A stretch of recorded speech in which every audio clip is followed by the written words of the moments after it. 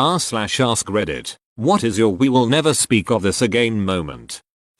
I got up one night to get some water and found that my teenage son was in the kitchen getting food. He was behind the kitchen counter, so I could only see him from the waist up.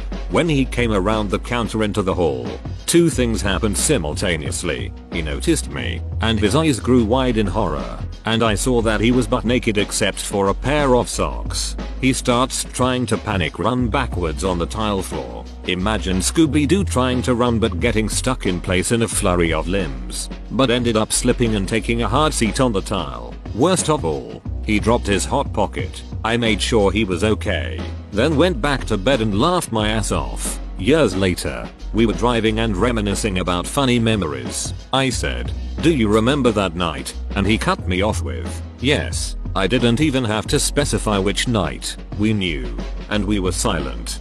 In my early teens I used to jerk it on the bed all the time. My bed had a loose board on the headboard that would kind of make this clacking sound to my stroking. As a naive child, I assumed nobody could hear it. Turns out everybody. My older sisters, my mom, dad, and even my aunt who stayed with us a lot, heard me jerking off all the time and knew exactly what was going on. I learned this about 4 years after moving out when we all got together and got drunk one night. And on my way up to the bedroom my drunk ass mom goes, "We don't want to hear that headboard clanking tonight or you're going to be washing those sheets." Everyone laughed. I was like, what? And then thought about it all night. Nobody acknowledged it at breakfast. Good god, that was awful. Damn, that sucks. You were totally gonna jerk it before they said that too, right? One time I was taking a poop and feeling very faint. I started getting cold sweats, feeling dizzy and lightheaded. In a panic I shouted for my wife to come help me. As she entered the room I proceeded to faint, fall off the toilet and roll my body to side to prevent injury. Mid-fall a solid turd torpedoed out of my butt across the floor leaving a trail of poop smear. When I came to, my wife was standing there in shock. I got up, grabbed some toilet paper and picked up my shame, and we never spoke of it again. Whoa, must have been a solid log to make you pass out. You ever had a shit that's so good you faint? When I was 17 a huge photo radar ticket came in for my truck. Something like 40 kilometers over the speed limit. My mom was furious at me. "How dare you drive like a maniac, I raised you better," and all that. But it turns out I wasn't the driver that day. Dad had borrowed it to pick something up. I asked him how much it was worth to him for me to take the fall, knowing she'd turn on him with the fury of an angry mama bear. And that's I got myself a new HD TV that year. I have a really similar story to this. Haha. My dad took my car to work one day because his car was in the shop getting fixed. About a month later a red light camera ticket comes in the mail and my dad opens it and sees it's my car and starts blaming me for it. I look at the picture on the ticket and realize it was on a road near where my dad works, so I'm like, this isn't even me driving, that's you going to work. And my dad was just like, oh, well shit. My husband and I work at the same small office. We were the first ones in that morning and other employees usually don't show up for another hour or so. There's only one bathroom on our floor as it's a small business. Anyway, I had just had some habanero spicy thing the day before and I was in for some punishment on this particular morning. I'm talking doubled over, clutching your stomach. Your farts are fire punishment. I hear a knock on the bathroom door and I assume it's my husband. Hang on, I'm having the habanero squirts. I'll be out as soon as I can. I groan out between awful spurting sounds. I hear a female voice awkwardly reply, "Oh, okay. Sorry Stacy for pulling you into my terrible morning."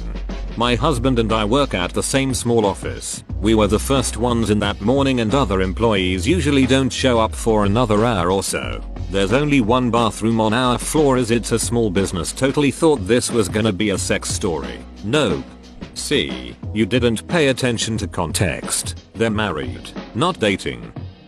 My brother had an imaginary girlfriend with an imaginary Facebook profile. She would post loving, imaginary messages on his wall. I asked about her a few times, then got a little more persistent. After a while, I got suspicious and did an image search for her photos. They were for another person in another country. Also, no one ever saw the imaginary girlfriend. If someone asked me about her after seeing their loving Facebook exchanges, I would kind of imply that we'd met to spare my brother and myself. Embarrassment. Eventually, he stopped talking about the imaginary girlfriend and she stopped posting imaginary things. I will never ask what happened to her. I'm pretty sure he will never mention her again. She's still on Facebook. So what you're saying is the imaginary GF is single now. Did your brother play linebacker for Notre Dame and then the Chargers? When my best friend died, we figured he would have liked a sky burial kind of, so at the height of the funeral party we released his ashes into heavens with a giant balloon.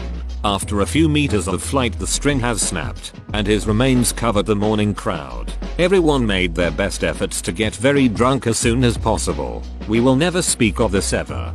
I mean, somebody should, in therapy, maybe? Haha, it happened 10 plus years ago. Now at least I can write about it. There was a countdown for the main event. Guests got their own normal balloons so they could release all at once together with the carrier balloon. This picture stays with me forever.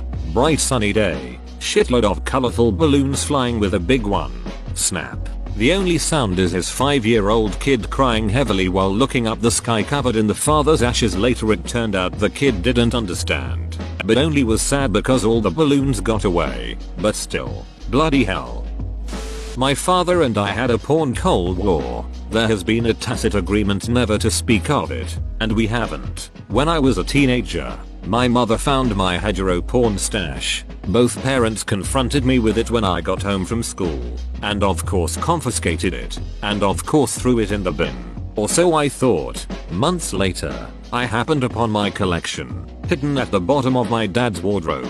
Hidden from my mother, clearly. So I took it back and hid it in my bedroom. What's he going to do? Tell my mother I'd taken the porn he'd hidden from her that he was supposed to have thrown out, and he found it again, and took it back, and hid it, and I found it again, and took it back, and hid it. This went on for years, and it's never been mentioned, and it never will be.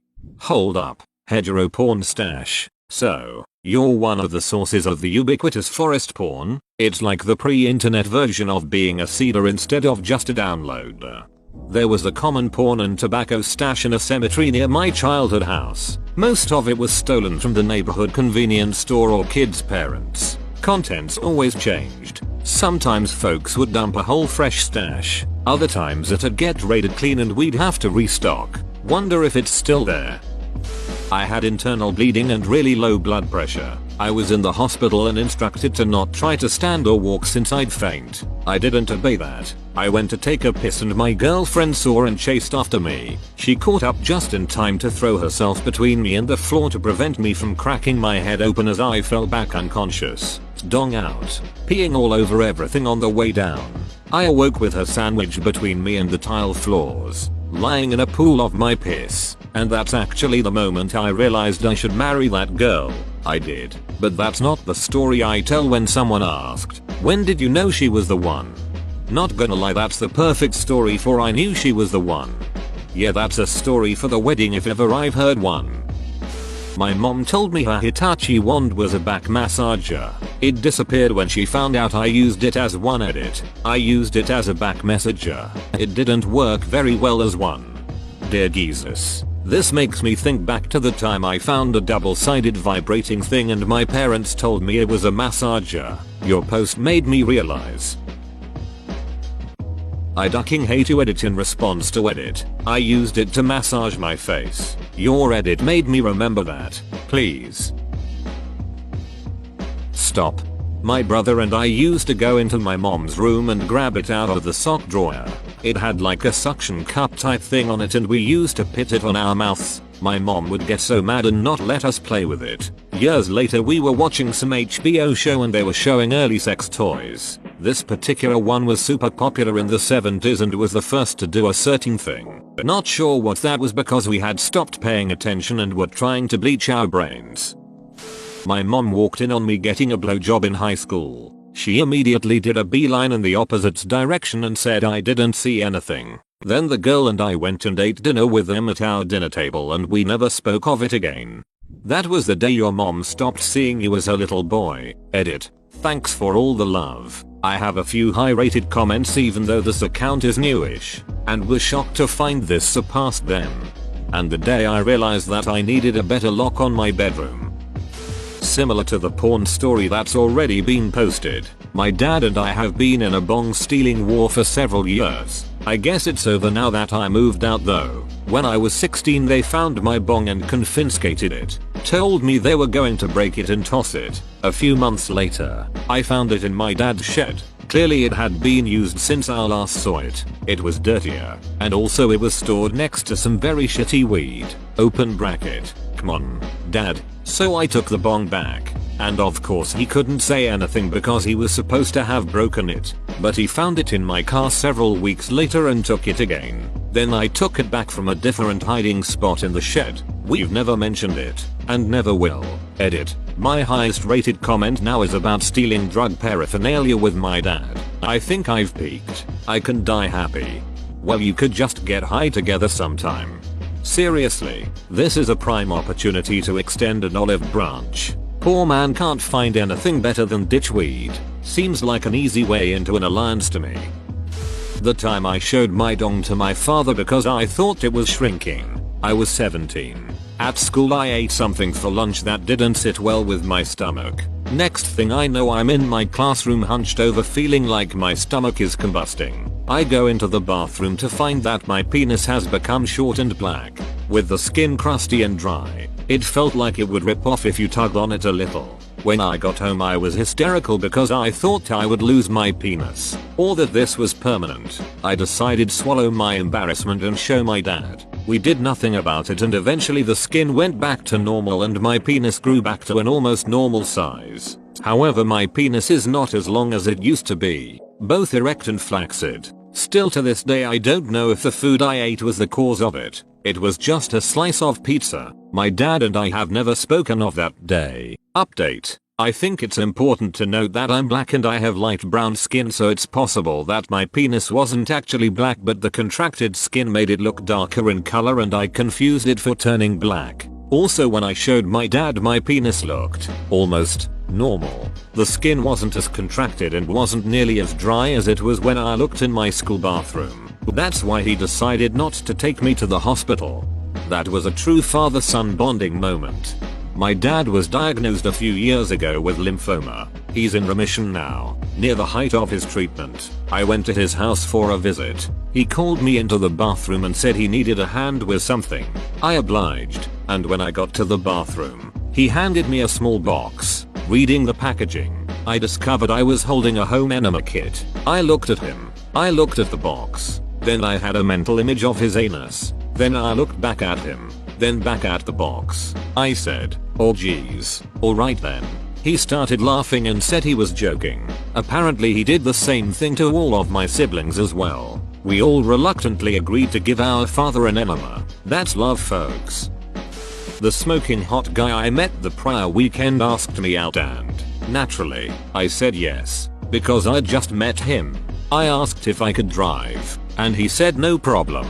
On the way to get some grub, we're cruising along with the perfect tunes playing in the car, windows down, on an absolutely beautiful night. He looks over, I look over, we're both just sparkling. You know, it was one of those moments where you want to take a mental snapshot. And then, I guess we must have driven through an area of something he was allergic to, because he sneezed a couple small ones. Then with one massive blow, honked a hoo-a-hoo-a-jwad of snot oil over my windshield and dashboard.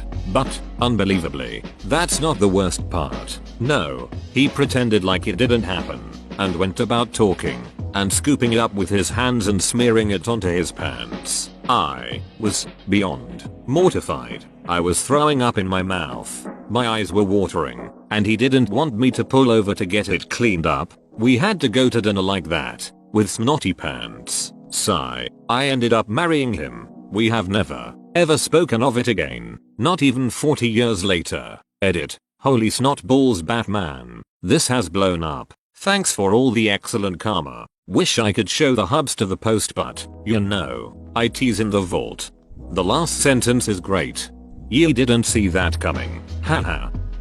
I had surgery over the weekend and have been extremely constipated. Yesterday I was squatting over a toilet, crying with a jar of Vaseline sitting next to me. My friend, who had come to visit, opened the bathroom door and made eye contact with me as I was attempting to birth 5 days of fecal matter. She then slowly backed out and shut the door.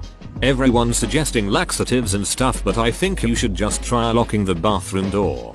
How is locking the bathroom door not common? This is beyond weird to me.